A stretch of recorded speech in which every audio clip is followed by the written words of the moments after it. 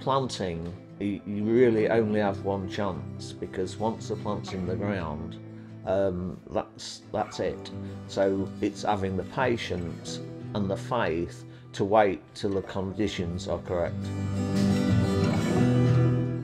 I'm quite a religious person, so I've got faith, and I think that's brought me through my farming life.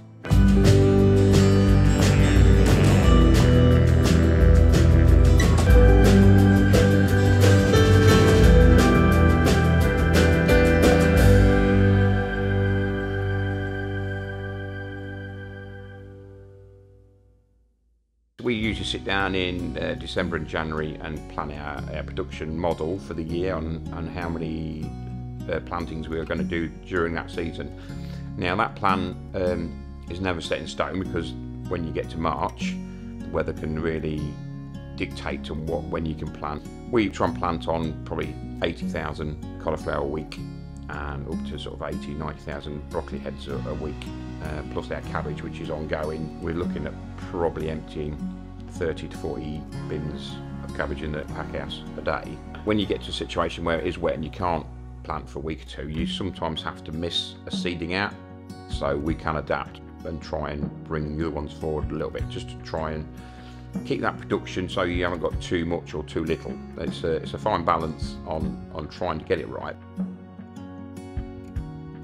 So once the plants are in the ground, usually the first base fertiliser has gone on, then we either cover the crop straight away with either polythene in the early season, or most of the time we use like a bird and hail netting, which is for bird and hail, but also it stops the rabbits eating them off, which we have a fair problem with rabbits and hares. The hare will go straight down one row and bite the plant off just below the heart and suck the moisture out the stem.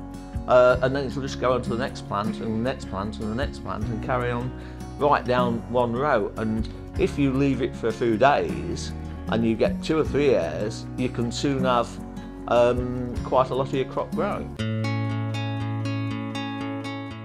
I won't ask anybody to do anything on the farm that I can't do myself, or haven't done.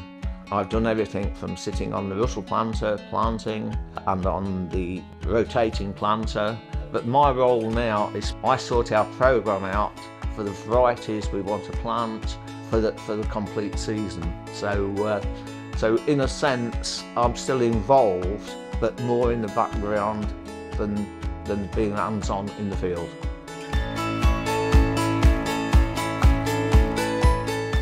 As veg growers, we're looking for horsepower to do the job, but not a heavy tractor for compaction in the soil, because compaction is a major issue in root growth on vegetables. So we're trying to minimise compaction where we can. So using Valtras, which I think have got power for the job, we're not a great big heavy tractor, so we're quite handy with that. And also with the GPS stuff, once you've been in a field and it's mapped on the computer, you can take your USB, put it in another tractor, and then fields are all on that as well. So when you're going in from one to another, the different tractor for a different job, the field's already logged in, so all your mapping and areas and where your tram lines are, and that's all logged in your tractor, which is proving quite important. And as the year goes through, I think we'll see the difference.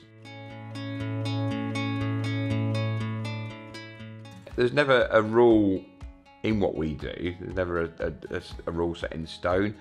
I think you can learn something every day in what we do. Never be afraid of learning something every day. And when you think you know everything, that means you don't know everything. So whatever you think is going to happen sometimes doesn't. If it's going very, very well, something's around the corner not going to happen at some stage during the growing season or for that crop. So just because you've got the crop to 90% doesn't mean the last 10% of the growing life could be easy.